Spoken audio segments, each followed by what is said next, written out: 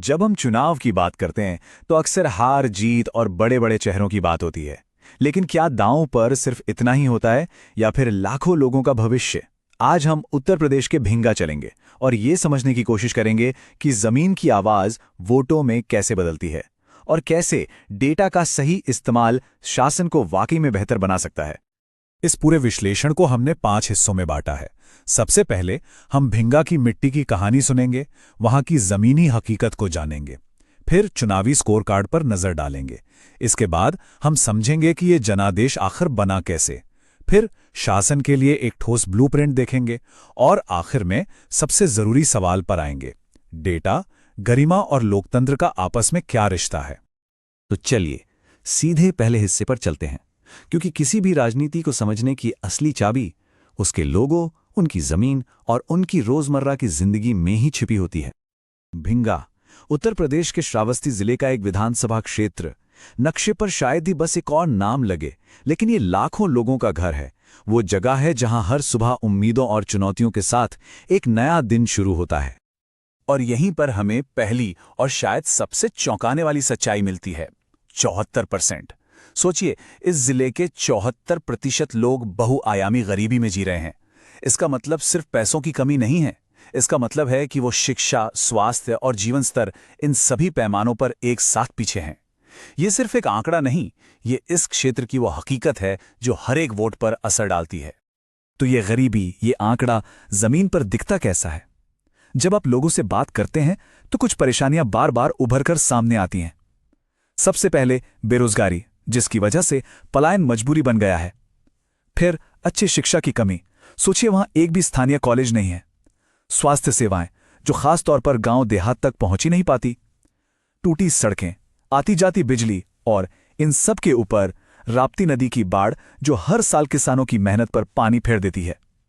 ये वो असल मुद्दे हैं जिनके साथ लोग रोज जूझते हैं।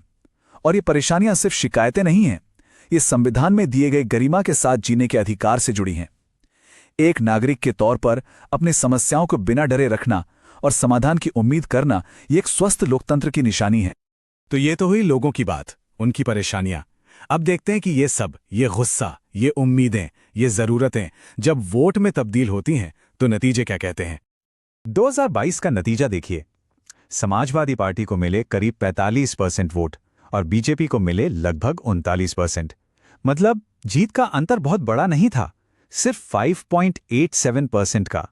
ये हमें साफ साफ बताता है कि यहां मुकाबला कितना कड़ा है, कितना करीबी है। लेकिन कहानी सिर्फ एक चुनाव की नहीं है।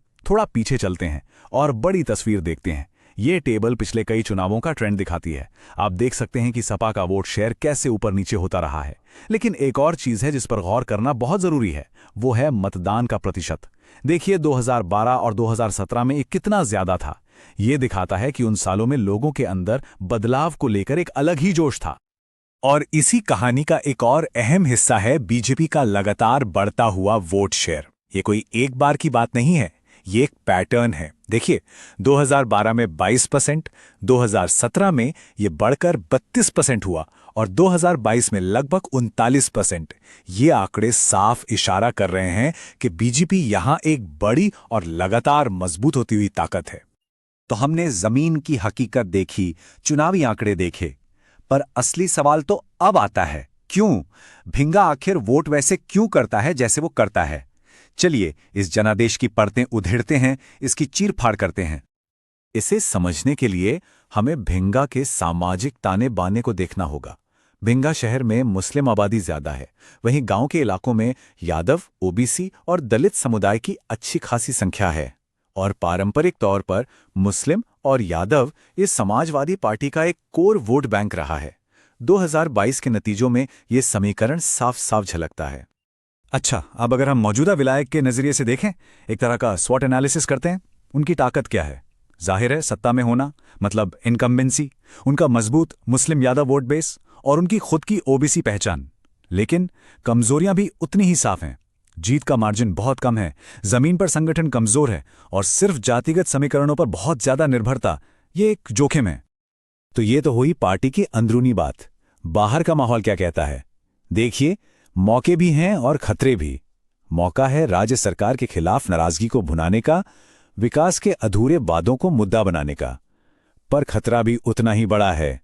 बीजेपी का बढ़ता मोमेंटम, ध्रुवीकरण की कोशिशें और दूसरी पार्टियों का ओबीसी वोट में सेंध लगाना। ठीक है, तो हमने समस्या समझ ली, डायग्नोसिस हो गया, पर अब इलाज क्या है? यहां से हम सिर्फ विश्लेषण से आगे बढ़कर एक ठोस, एक एक्शनेबल ब्लूप्रिंट की तरफ चलेंगे। इस पूरी रणनीति को हम चतुर्मुख सिद्धांत कह सकते हैं। इसके 4 चेहरे हैं, 4 स्तंभ जो एक साथ काम करते हैं। पहला, चुनावी, मतलब बूथ दर बूथ जीत का गणित बनाना। दूसरा, नैरेटिव, एक ऐसी कहानी गढ़ना जो लोगों के दिल से जुड़े, इज्जत और रोजगार की कहानी। तीसरा, संगठन, जमीन पर एक ऐसी 24x7 काम करने वाली मशीनरी तैयार करना। और चौथा, संसाधन, पैसे, लोग, समय, सबका सही जगह पर सही असर के लिए इस्तेमाल। और ये सिर्फ थियरी नहीं है, इसे जमीन पर उतारने के लिए एक 90 दिन का एक्शन प्लान भी है। पहले 30 दिन नींव डालने का काम, मतलब डेटा को समझना, लोगों के बीच जाकर उनकी बात सुनना और एक ठोस घोषणा पत्र तैयार करना। अगले 30 दिन मोबिलाइजेशन, जमीनी अभियान शुरू करना और हजारों वॉलंटियर्स की फौज खड़ी करना।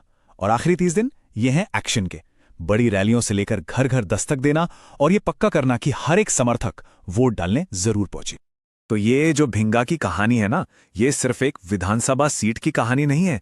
इस एक केस स्टडी से हम पूरे भारतीय लोकतंत्र के बारे में बहुत कुछ सीख सकते हैं। और वो सबसे बड़ी सीख शायद डेटा को लेकर है। डेटा कोई ठंडी बेजान चीज नहीं है। डेटा हमें लोगों की जरूरतों को किस्से कहानियों की तरह नहीं, बल्कि एक पैटर्न के तौर पर देखने में मदद करता है। जैसा यहां लिखा है, जब कोई सड़क की मांग करता है तो वह असल में अफसर की मांग कर रहा होता है। डेटा हमें ये गहरी सच्चाई समझने की नजर देता है। लेकिन हां, डेटा का इस्तेमाल बड़ी जिम्मेदारी की मांग करता है। लोगों की जानकारी की गोपनीयता सर्वोपरि है। भारत का डेटा प्रोटेक्शन कानून भी इसी सिद्धांत पर बना है कि हर नागरिक का अपने डेटा पर अधिकार है और उसका इस्तेमाल उनकी सहमति और भलाई के लिए ही होना चाहिए। और जब आप इस नज़र से राजनीति को देखते हैं तो एक पूरा पैराडाइम शिफ्ट होता है। आप चेहरों की राजनीति से परफॉर्मेंस की राजनीति पर आते हैं। आप सिर्फ चीजें बांटने की राजनीति से हटकर असल विकास की राजनीति की तरफ बढ़ते हैं। और आखिर में ये सब क्यों? इसका असली मकसद राजनीति से कहीं बड़ा है। ये सिर्फ सत्ता जीतने का विज्ञान नहीं है। ये इस विज्ञान का इस्तेमाल करके उस सत्ता को सबकी गरिमा और समृद्धि के लिए समझदारी से उपयोग करने की कला है। Purpose beyond politics. तो हम एक बड़े सवाल के साथ इस विश्लेषण को खत्म करते हैं। क्या डेटा इंजीनियरिंग का ये सख्त विज्ञान एक ऐसा शासन तंत्र बना सकता है जो ज्यादा जवाबदेह हो, ज्यादा असरदार हो और साथ ही ज्यादा मानवीय भी हो? इस सवाल का जवाब ही हमारे लोकतंत्र का भविष्य तय करेगा। अगर आप एक जन केंद्रित नेता बनना चाहते हैं और अपने क्षेत्र का उत्थान करना चाहते हैं तो blueprintstrategies.ai से mgr@blueprintstrategies.ai पर संपर्क करें या 08042041602 पर कॉल करें। Purpose beyond politics.